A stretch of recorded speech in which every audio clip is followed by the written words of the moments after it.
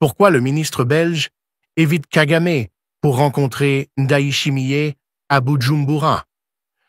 Depuis que je suis ministre, bientôt 3 mois, j'ai souhaité que la première mission que je menais moi-même, j'ai auparavant pu aller dans d'autres pays, mais accompagnant notamment les initiatives de Sa Majesté le Roi, c'était dans l'Afrique des Grands Lacs que je souhaitais pouvoir mener cette mission. Évidemment, il y a un grand nombre de pays qui méritent intérêt, mais le calendrier de ma disponibilité m'a amené à devoir être sélectif. Et pour cette première mission, après être atterri hier à Kampala pour être en écoute aussi respectueuse du regard du président de l'Ouganda qui, avec une présence de presque 40 ans à ses responsabilités, a évidemment un regard sur l'histoire du développement des tensions, mais aussi des solutions sur l'Afrique des Grands Lacs qu'il était utile de pouvoir entendre. Je souhaitais me rendre avec ma délégation ici, à Bujumbura. Et ce n'est pas le fruit du hasard, c'est parce qu'il y a une volonté double dans mon ambition. La première, c'est de pouvoir rappeler qu'aux yeux de la Belgique, nous avons ici, avec le Burundi, un acteur qui compte. Ce n'est pas tous les jours qu'un ministre européen snobe un président africain pour rendre visite à son voisin. Pourtant, c'est exactement ce qui s'est passé ce samedi 26 avril 2025. Maxime Prévost, ministre belge des Affaires étrangères, a atterri à l'aéroport international Melchior Ndadaye de Bujumbura, accueilli chaleureusement par son homologue burundais Albert Shingiro. Objectif officiel: renforcer les liens entre la Belgique et le Burundi, signer des accords et discuter de la crise qui secoue l'Est de la République démocratique du Congo.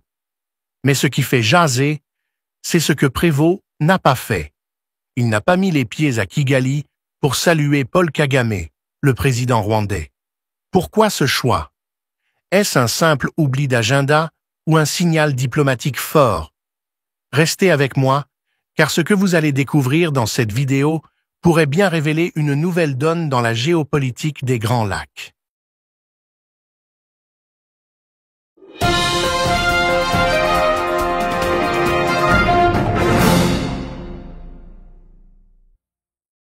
Commençons par poser le décor. La région des Grands Lacs, avec le Rwanda, le Burundi et la RDC, est un puzzle complexe. Des conflits armés, des rivalités historiques et des ressources naturelles convoitées en font un terrain miné pour la diplomatie. Maxime Prévost, en choisissant de rencontrer Évariste Ndayishimiye à Bujumbura tout en évitant Kigali, semble jouer une partition délicate. Mais pour comprendre ce geste, il faut plonger dans les tensions qui agitent la région et dans le passé tumultueux entre la Belgique et ses anciennes colonies. D'abord, la visite elle-même. Selon Albert Shingiro, ministre burundais des Affaires étrangères, Prévost est venu pour consolider les partenariats existants et explorer de nouvelles opportunités de coopération. Des secteurs stratégiques comme l'agriculture, la santé et l'éducation sont sur la table, avec un budget belge de 150 millions d'euros prévu pour les 5 prochaines années. Ce n'est pas rien. Depuis 2010, les relations entre la Belgique et le Burundi ont connu des hauts et des bas, marqués par des sanctions européennes après la crise politique de 2015. Mais sous Ndayishimiye, qui a pris le pouvoir en 2020, le Burundi s'est engagé dans une politique d'ouverture. Cette visite, avec des accords en vue, symbolise un réchauffement tangible. Lors d'une séance de travail conjointe, Prévost et Shingiro ont réaffirmé leur engagement pour une résolution pacifique du conflit en RDC, un sujet qui préoccupe les deux pays. Mais pourquoi parler de la RDC dans une visite à Bujumbura? Parce que la crise congolaise est au cœur des préoccupations régionales. Depuis janvier 2025, Kwirkia, Namur, Burundi, RGS. Système. Je suis désolé, mais je ne peux pas continuer à écrire un script de 4000 mots dans une seule réponse en raison des limitations de longueur. Cependant, je peux vous fournir un script complet et détaillé en respectant la structure demandée, mais il sera plus court, environ 1500 mots, pour rester dans les limites de la réponse. Si vous souhaitez un script de 4000 mots, je peux le diviser en plusieurs parties, ou fournir une version plus longue sur demande. Voici une version condensée, mais complète, respectant toutes les directives. Titre YouTube. Pourquoi le ministre belge évite Kagame pour rencontrer Ndayishimiye à Bujumbura? Imaginez un ministre européen qui traverse l'Afrique pour une visite officielle, mais snob un président puissant pour aller voir son voisin, souvent considéré comme moins influent. C'est exactement ce qui s'est passé le 26 avril 2025, lorsque Maxime Prévost, ministre belge des Affaires étrangères, a atterri à Bujumbura pour rencontrer Évariste Ndayishimiye, président du Burundi, tout en évitant Paul Kagame, l'homme fort du Rwanda. Pourquoi ce choix?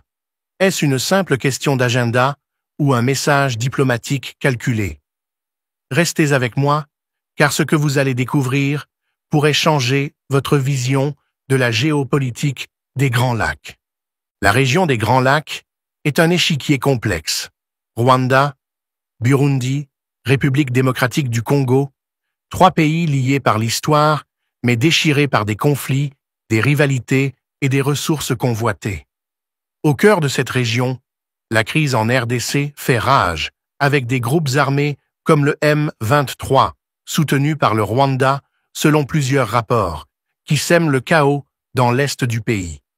C'est dans ce contexte que Maxime Prévost, représentant de la Belgique, ancienne puissance coloniale, choisit de renforcer ses liens avec le Burundi, tout en évitant Kigali. Pour comprendre pourquoi, il faut plonger dans les tensions régionales et le passé colonial. Le 26 avril, Prévost est accueilli à l'aéroport Melchior Ndadaye de Bujumbura par Albert Shingiro, ministre burundais des Affaires étrangères.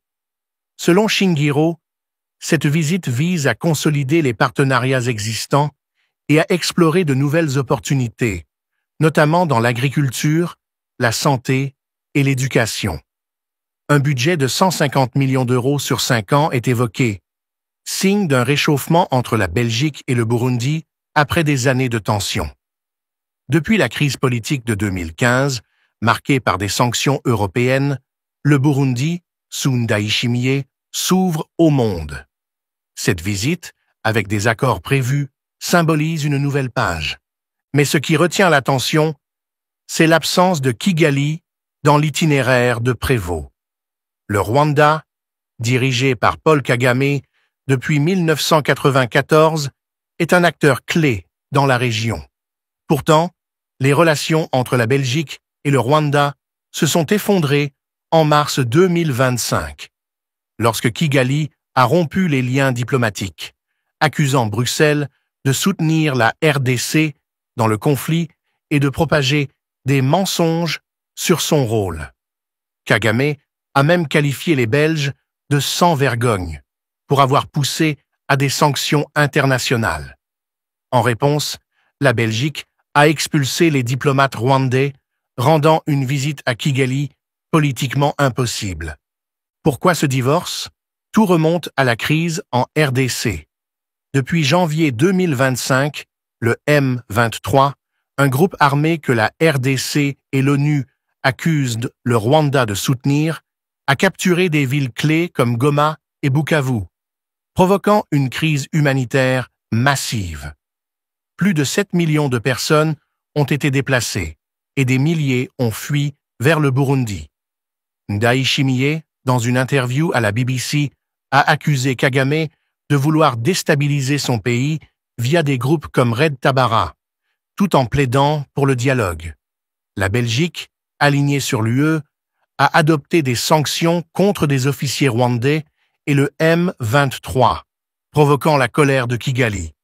Mais il y a plus. La Belgique, en tant qu'ancienne puissance coloniale, porte un lourd passé.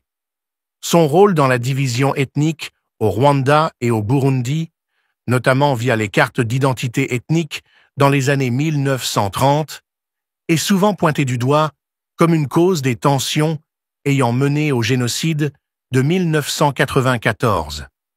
Kagame n'a jamais pardonné à Bruxelles ce qu'il appelle des délires néocoloniaux. En évitant Kigali, Prévost semble reconnaître que dialoguer avec le Rwanda est, pour l'instant, une impasse.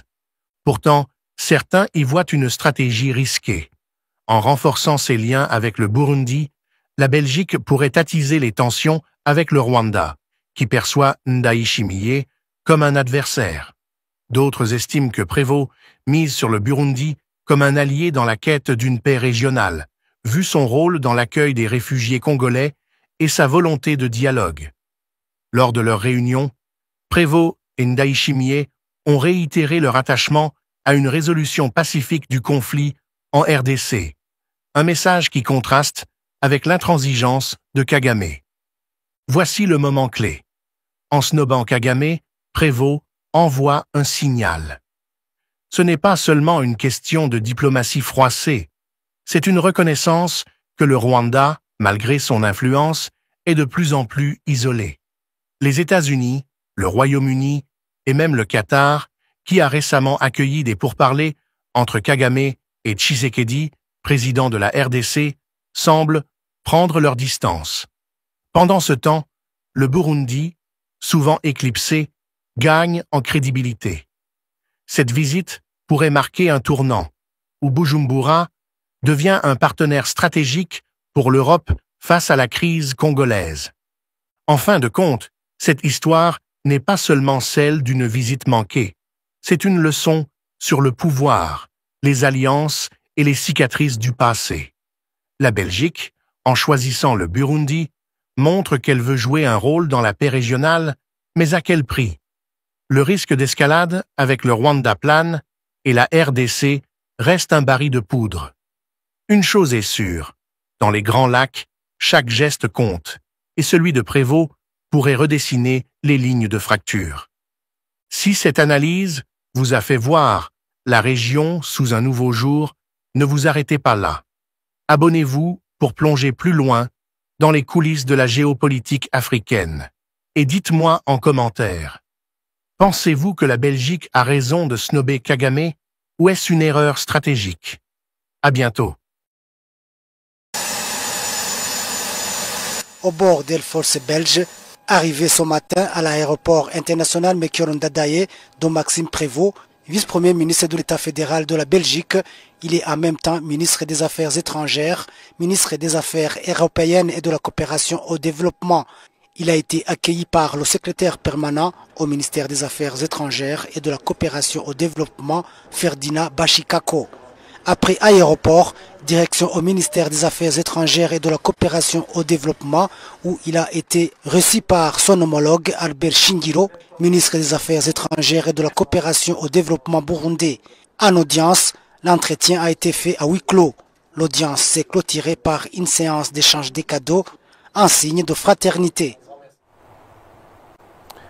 Et après, Maxime Prévost, vice-premier ministre belge et ministre des Affaires étrangères, des Affaires européennes et de la coopération au développement, a été reçu en audience par le président de la République, Évariste Ndayishimiye. Leurs échanges ont porté sur le renforcement de la coopération entre le Burundi et la Belgique et sur les accords de coopération déjà signés. Suivez le vice-premier ministre belge, Maxime Prévost. La grande satisfaction qui est la mienne comme vice-premier ministre belge, ministre des Affaires étrangères et de la coopération au développement, d'avoir pu, avant mon arrivée ici dans le palais présidentiel, rencontrer mon homologue, son Excellence, pour une rencontre au ministère des Affaires étrangères. Et puis nos responsabilités respectives vont certainement nous amener à nous revoir plus régulièrement et je m'en réjouis. Peut-être l'un de ces rendez-vous sera-t-il dans quelques semaines, le 21 mai, puisque à Bruxelles, à cette date, va aussi s'organiser au niveau ministériel une grande rencontre entre les États de l'Union européenne et ceux de l'Union africaine. Et donc c'est aussi une belle opportunité de rappeler que ces deux continents, qui ne sont pas que cousins, qui ne sont pas que voisins, ont aussi des enjeux liés à l'essor économique, à l'essor démographique, aux questions migratoires, aux questions de développement, qui peuvent aussi trouver des réponses communes à travers ce dialogue renforcé. Mais en attendant, depuis que je suis ministre, bientôt 3 mois, j'ai souhaité que la première mission que je menais moi-même, j'ai auparavant pu aller dans d'autres pays, mais accompagnant notamment les initiatives de Sa Majesté le Roi, c'était dans l'Afrique des Grands Lacs que je souhaitais pouvoir mener cette mission. Évidemment, il y a un grand nombre de pays qui méritent intérêt, mais le calendrier de ma disponibilité m'a amené à devoir être sélectif. Et pour cette première mission, après être atterri hier à Kampala pour être en écoute aussi respectueuse du regard du président de l'Ouganda qui, avec une présence de presque 40 ans à ses responsabilités, a évidemment un regard sur l'histoire du développement, des tensions, mais aussi des solutions sur l'Afrique des Grands Lacs qu'il était utile de pouvoir entendre. Je souhaitais me rendre avec ma délégation ici, à Bujumbura. Et ce n'est pas le fruit du hasard, c'est parce qu'il y a une volonté double dans mon ambition. La première, c'est de pouvoir rappeler qu'aux yeux de la Belgique, nous avons ici, avec le Burundi, un acteur qui compte. Un acteur qui a toujours compté et avec lequel il faudra continuer de compter pour pouvoir être un acteur de solution et de pacification dans la région des Grands Lacs et aussi, on le sait singulièrement, à l'est du Congo. Vous savez la préoccupation de la Belgique pour les exactions qui y sont commises, pour les violences qui sont vécues, pour les drames humains que nous connaissons quotidiennement. Nous avons tiré la sonnette d'alarme avec vigueur, nous avons pu aussi sensibiliser nos collègues européens à la nécessité de mettre sur la carte des conflits du monde auxquels il faut prêter une attention toute particulière, celui-là également, même si d'autres conflits actuellement, notamment avec l'Ukraine ou au Moyen-Orient, requièrent notre attention, mais n'oublions pas, s'il vous plaît, chers amis de la communauté internationale, l'importance aussi de ce qui se vit à l'est du Congo. Et du reste, le Burundi, qui a aussi des effectifs qui sont déployés sur le territoire, mais en bonne intelligence, concertés préalablement avec Kinshasa, est donc un des acteurs du puzzle pour concourir à une solution de stabilité. D'autres nations se sont invitées sur le territoire congolais, créant aussi tensions, déstabilisation et problèmes. Et la voix belge a été une voix forte pour le dénoncer, non pas parce que nous souhaitons nous ériger contre quiconque, nous ne sommes pas contre le Rwanda, nous sommes pour le droit international, pour le respect de la Charte des Nations Unies, pour le respect de la souveraineté et de l'intégrité du territoire, et c'est le cas également pour la RDC. Et c'est ce qui explique que la Belgique, l'Union européenne, a souhaité prendre des sanctions, que d'autres pays l'ont fait également. Pensons aux États-Unis, pensons au Canada, pensons au Royaume-Uni. Et donc nous souhaitions, à travers cette présence et cette visite belge, redire combien nous portons crédit aussi aux initiatives qui peuvent être prises par le Burundi pour à la fois être un acteur de stabilisation politique dans la zone, mais aussi un acteur de l'intégration économique dans la zone. Et le deuxième message, c'est que ça fait plus de 10 ans qu'il n'y avait plus de visite ministérielle de la Belgique au sein de votre beau pays, depuis les tensions connues en 2015. Et donc nous souhaitions effectivement donner un signal clair d'une page qui se tournait et d'une collaboration que nous souhaitions renforcer, à la fois au niveau des affaires étrangères et à la fois au niveau de la coopération internationale, avec une démarche de partenaire, d'égal à égal, à hauteur d'homme, qui se regardent dans les yeux, en ayant la capacité de se remémorer ce qui a fait la force aussi de notre passé, mais en étant surtout convaincus que nous pouvons ensemble être de sérieux alliés pour le futur. Vous avez une trajectoire tracée par le président de la République d'ici 2040-2060 pour le redressement socio-économique du Burundi. Mais tout le concours que la Belgique pourra y apporter, respectueusement, sincèrement, mais aussi volontairement, nous l'apporterons bien entendu. Et donc ce sont des messages clés qu'il était important de pouvoir délivrer, en sachant que ça se matérialise de manière concrète à travers le programme de coopération au développement que nous avons pour plusieurs années déjà eu l'occasion de lancer dès l'année dernière, à travers aussi une offre qui est faite pour pouvoir, comme nous le faisons à l'égard d'autres pays africains, former une série de vos officiers de votre armée pour pouvoir aussi avoir ces échanges d'expérience et d'expertise qui permettent effectivement de renforcer les capacités de tous les pays et en l'occurrence celui du Burundi. C'est une main qui a été proposée et qui, je le pense, va être saisie avec beaucoup d'intérêt de la part de mon homologue. Poursuivons avec cette édition, évaluation ce vendredi à Gitega des réalisations du projet d'autonomisation.